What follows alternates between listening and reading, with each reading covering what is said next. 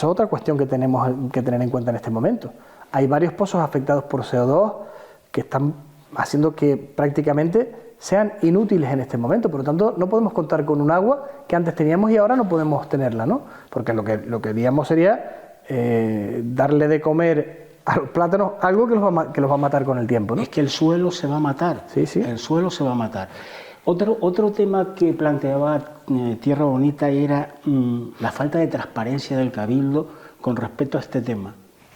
Yo me imagino que cada vez que ustedes se reúnen en el PayPal dan una rueda de prensa y dan la información, ¿no?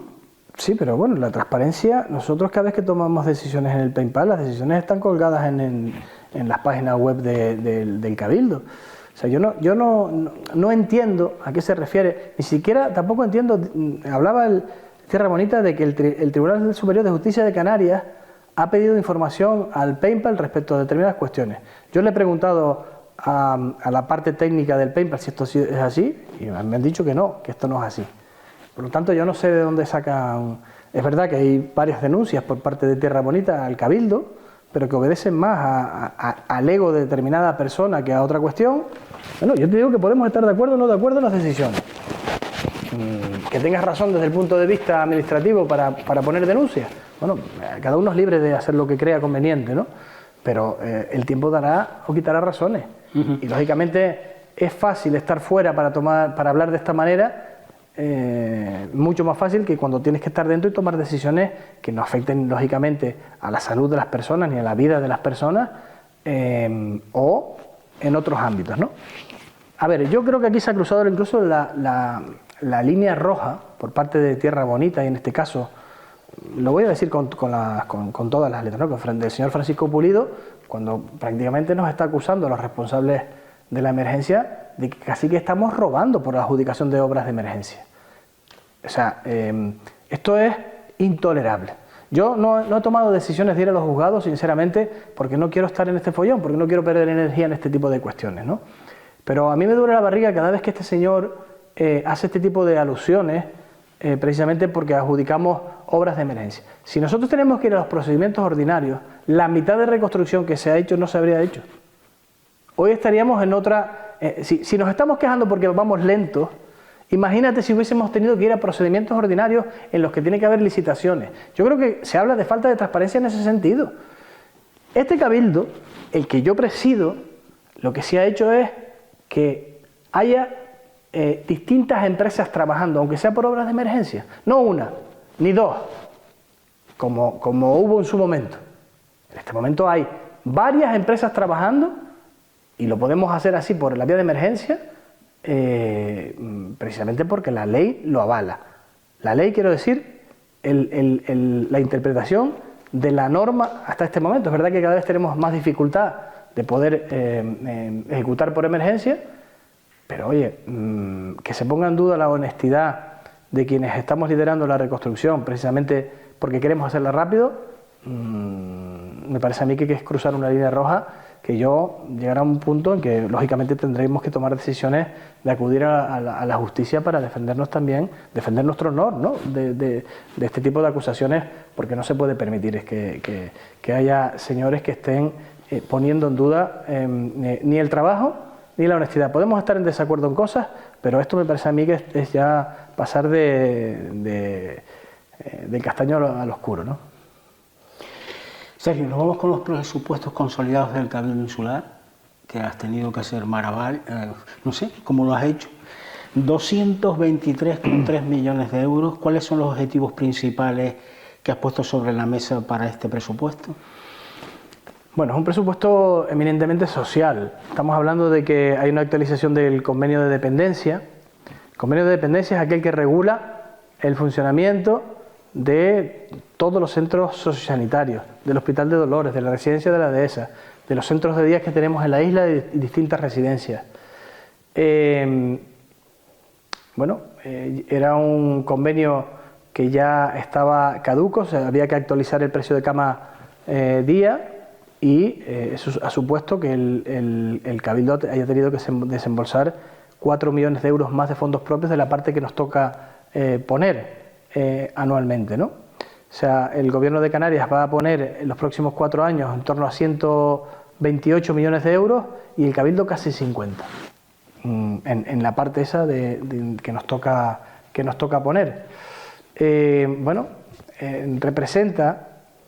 Acción Social representa de la totalidad de los 223, 82 millones de euros se los lleva la parte de Acción Social, ¿no? Bueno, por eso digo que es un presupuesto que está pensado para atender a los más débiles, a las personas, digamos, que tienen más necesidades en este momento, ¿no? Bueno, es un presupuesto que lógicamente está condicionado desde el punto de vista de la reconstrucción porque lleguen fondos. Nosotros no podemos seguir endeudándonos de la manera que lo hemos hecho hasta ahora porque las propias reglas fiscales nos lo impiden. Es un presupuesto que garantiza que todos los servicios del Cabildo se mantengan, el mantenimiento de las carreteras, el mantenimiento de los senderos y todo lo que tiene que ver con el medio ambiente, que apuesta también por garantizar que todo lo que tiene que ver con seguridad y emergencias esté cubierto, pero también hace una apuesta por las inversiones, sobre todo en el ámbito sociosanitario. Hay una apuesta por darle continuidad a las obras del Hospital de Dolores, estamos hablando de casi 3 millones de euros de inversión en el próximo año. Hay una apuesta por sacar adelante la nueva residencia de la Dehesa, casi 8 millones de euros. También ya se ha comenzado la obra de la segunda y tercera planta de la residencia antigua de la Dehesa, de la que conocemos en este momento. Ya se ha adjudicado también la residencia del Paso. Se va a comenzar, si Dios quiere, la residencia de Los Llanos, vamos a contar casi con 3 millones de euros también para el inicio de esas obras, algunos que están en el presupuesto, otros que se incorporan y otros fondos que se han conseguido en negociaciones con el Gobierno de Canarias y bueno, seguimos trabajando en esa línea, ¿no? Bueno, va a haber inversión en materia de carreteras. Nosotros vamos a hacer una apuesta por mejorar la movilidad de la isla. Ya sabes que se está ejecutando en este momento el tercer carril o una fase del tercer carril de la curva de los Castañeros. Vamos a ver si nos da tiempo este año de contratar una primera fase de un tercer carril que va de Los Llanos al municipio del Paso. Vamos a contratar, si también nos salen las cosas en tiempo y forma, una obra que lleva para ejecutarse muchísimos años, que es el enlace entre San Simón y el aeropuerto, en Maso, en la villa de Maso. Bueno, algunas infraestructuras del FEDECAN. Vamos a terminar infraestructuras como el Parque Cultural de las Canarias, que lleva esto y la carretera del sur, la LP2, digamos que son las obras que se han dilatado más en el tiempo, ¿no? Pues el Parque Cultural de las Canarias, la plaza mal llamada Francisca Gamira del Paso, el vivero también de Tijarafe que lleva muchísimos años para terminarse. Bueno, vamos a terminar también el restaurante de Iscagua, todo esto lo haremos en este año, ¿no?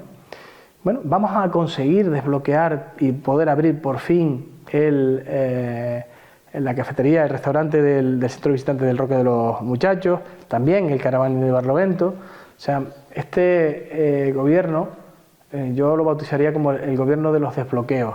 Sabes también que en breve comenzaremos también a mejorar la LP4, esa carretera del Roque, con los 3,5 millones que nos quedaron de los fondos, de parte de fondos que tuvimos que devolver por el incumplimiento de gobiernos anteriores que no ejecutaron esa cantidad de gobierno. Más de 8 millones de euros tuvo que devolver este gobierno, porque desde el año 18 no se había hecho nada en esa carretera del Roque. Nosotros vamos a empezar a poder ejecutar obras en breve, ¿no? Sergio, yo creo que también es importante la aportación del Cabildo para el tema de la vivienda.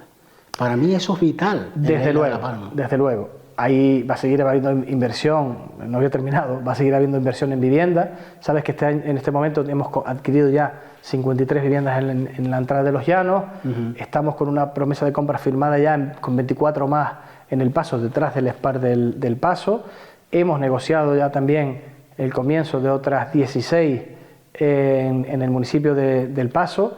Estamos viendo también más viviendas en Los Llanos, Breña Alta y Santa Cruz de La Palma, que se van a ejecutar o a empezar a ejecutar en este año. Pero además de eso, las viviendas que el Cabildo, que por primera vez en la historia asume competencias en vivienda precisamente para avanzar, para ir más rápido en la construcción de viviendas y responder a las necesidades de la isla, estas viviendas van a sumarse a las que hace el ICABI y a las que pueda hacer Visocan en La Palma, ¿eh? No son exclusivas las del Cabildo. Nosotros hemos tomado decisiones en materia de vivienda porque sabemos que es el principal problema que tiene la isla de La Palma.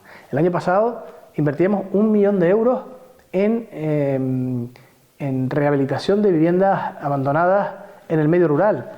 En torno a más de 120 propietarios de viviendas abandonadas optaron a esa ayuda de la vivienda, que te cubría el 100% del coste, hasta 20.000 euros, y te cubría hasta el 50% y un máximo de 30.000 en la rehabilitación. Pues más de 130 personas acudían a esta ayuda, que además la ayuda la damos con una condición, que esas viviendas rehabilitadas se pongan en el mercado del alquiler durante 5 años.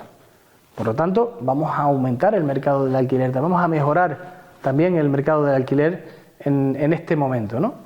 Hemos implementado ayudas a los jóvenes para el alquiler de vivienda. 217 jóvenes optaron a la ayuda al alquiler el año pasado. Más de 700.000 euros invertidos en este tema, ¿no? Ayudas que podían llegar hasta 300 euros o el 50% del coste del alquiler. Este año se va a modificar las bases para que no solamente se puedan rehabilitar viviendas en el medio rural, sino también en el entorno urbano. Y además vamos a poner en marcha una nueva ayuda para jóvenes. Estamos haciendo una apuesta importante por los jóvenes de la isla para que tengan oportunidad de conseguir viviendas. Este año sacaremos una ayuda que va a venir a subvencionar los gastos iniciales de cualquier hipoteca que un joven afronte, es decir, ese 10% de coste de gastos, el 50% de eso va a estar subvencionado, van a tener un coste menor desde el punto de vista de los intereses que van a pagar. Estamos sentándonos con las entidades financieras para negociar también un abaratamiento desde el punto de vista del interés y bueno, queremos ir más allá, incluso sentarnos con los propios promotores, constructores, para enfocar, digamos, promociones de un nivel medio, es decir, que no se vayan por encima de los 200.000 euros y sean más asequibles precisamente a la juventud a poder optar a ese tipo de viviendas, ¿no? Mejorando incluso las condiciones que los propios bancos le puedan dar a esos promotores que quieran acogerse a este Eso tema, va en la tónica del Gobierno de Canarias también, más o menos está en ese mismo... Sí, pero son ayudas distintas y que son complementarias, ¿no? Al final lo que queremos es ayudar a los jóvenes también en esta materia, ¿no? Sergio, te voy a hacer ya una última pregunta porque el tiempo se nos ha ido. Ustedes perdonen que hemos estado pues hablando de mucha economía, ¿no? Y es una crítica que hacía el representante del Partido Socialista, Borja Perdomo, a los presupuestos del 2026, que era el recorte en el área de ordenación del territorio. ¿En qué se ha recortado? Bueno, es cierto que el presupuesto del área de ordenación del territorio este año es menor que el del año anterior, pero eso no significa que los objetivos se recorten. Nosotros estamos avanzando como nunca en cuestiones de ordenación del territorio y relacionadas con el órgano ambiental que tenemos. Hemos tenido muchísimos problemas para poder orientarlo a donde queremos y lo estamos ya haciendo a nuestra mano, vamos a decirlo así, ¿no? Bueno, nosotros estamos también negociando con el Gobierno de Canarias, lógicamente, el conseguir dinero para precisamente abordar las cuestiones de ordenación del territorio que tenemos por delante. Pero es que el señor Perdomo no está para hablar de ordenación del territorio cuando ha sido un área que ha estado absolutamente abandonada de aquí para atrás. Lo que tendríamos que hacer, y además me estás dando una idea, creo que lo voy a hacer, es precisamente comparar la inversión que se hizo en ordenación del territorio. Yo no hablo desde el punto de vista económico, sino la apuesta que se hizo por desarrollar la isla, porque la isla tuviera oportunidades de crecer en la anterior legislatura y en esta. Y vamos a ver dónde hay mayor inversión, ¿no?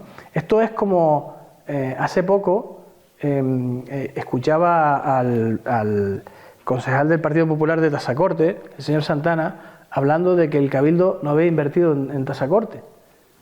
Bueno, yo me quedé un poco extrañado y lo que hice fue comparar lo que hizo el gobierno anterior de su partido, un presidente de su partido, la inversión que hizo en Tasacorte y la que llevaba este gobierno con este presidente en Tasacorte en este momento, el que llevamos 2 años y medio.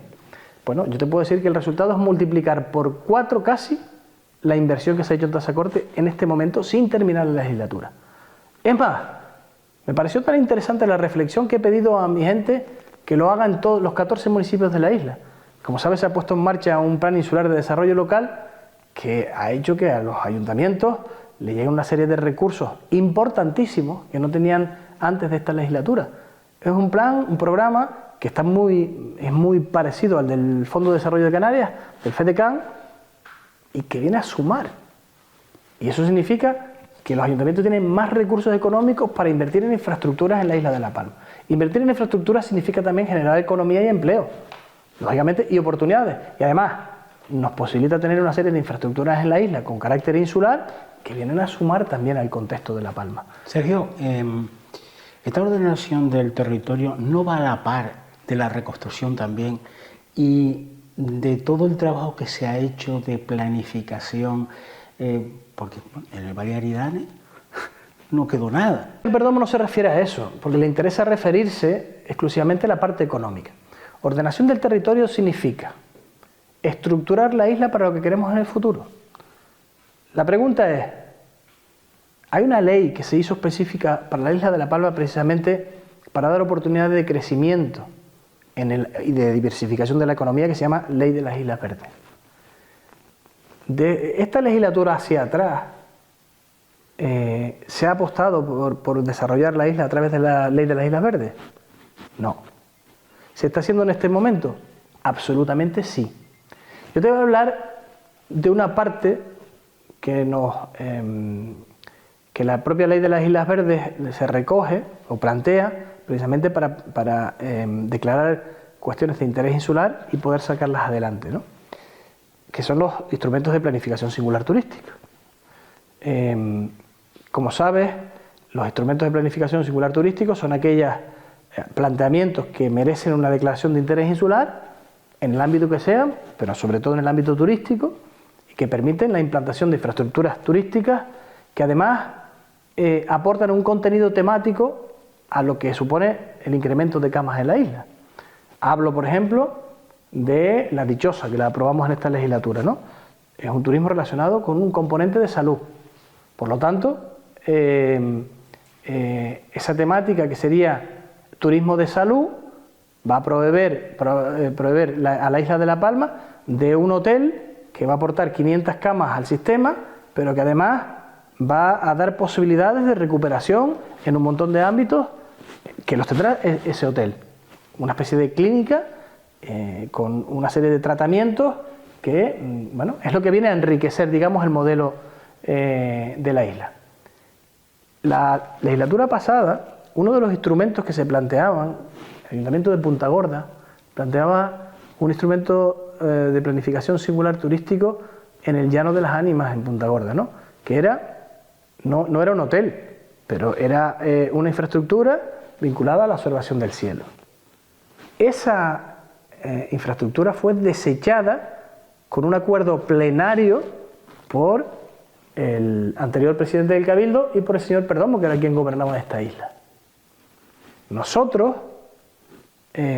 precisamente en ordenación del territorio, en conversaciones de este presidente responsable del área con el jefe de servicio, retomamos este tema y hicimos otro enfoque que enviamos al consultivo.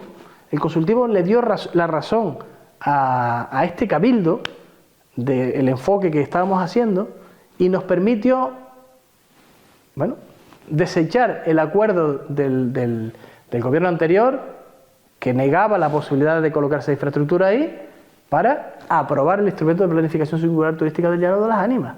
Es decir, recuperamos algo que desecharon para que el Ayuntamiento de Punta Gorda, lógicamente, pudiese tener una infraestructura que viene a dotar a un municipio de la comarca noroeste de la isla de algo que va a hacer que mucha gente se tenga que desplazar a Punta Gorda, como ya lo hace al mercadillo municipal que tienen, y que lógicamente va a generar economía en la zona. Entonces, la apuesta del anterior grupo de gobierno era por que la isla creciese a través de la diversificación económica. Pues atendiendo a las decisiones que tomaron, no. Aprobaron deprisa y corriendo el IPST de La Pavona, con un campo de golf. El desarrollo de campos de golf es lo que queremos para esta isla, cuando hablamos de diferenciarnos desde el punto de vista turístico. Pues lo que yo primero que hice fue sentarme con los promotores de esa infraestructura y hablarles de que esta isla tenía que orientarse a la sostenibilidad, de que todos los planteamientos tenían que estar pensando en diferenciarnos. Los campos de golf no nos diferencian de otras islas, porque ya existen. Bueno, ¿es que yo no creo en los campos de golf? No, yo puedo creer en el turismo del golf, pero creo que La Palma tiene otras opciones por las que apostar.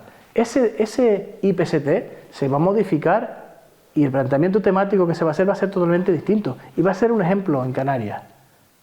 Y nosotros vamos a tener que tomar una decisión desechando la aprobación que hizo el gobierno anterior y aprobando la nueva que la orientará a otra dinámica que tiene mucho más que ver con lo que busca la isla de La Palma en este momento, ¿no?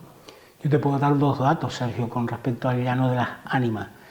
Hay una floración de tajinastes maravillosa, está a una altura suficiente que pasa por encima de las nubes para ver los cielos, las puestas de sol, e incluso muy cerca, a una altura que no daña el trabajo que se hace en los telescopios, y se puede aprovechar eso también para observaciones astronómicas. Yo lo he hecho, Sergio.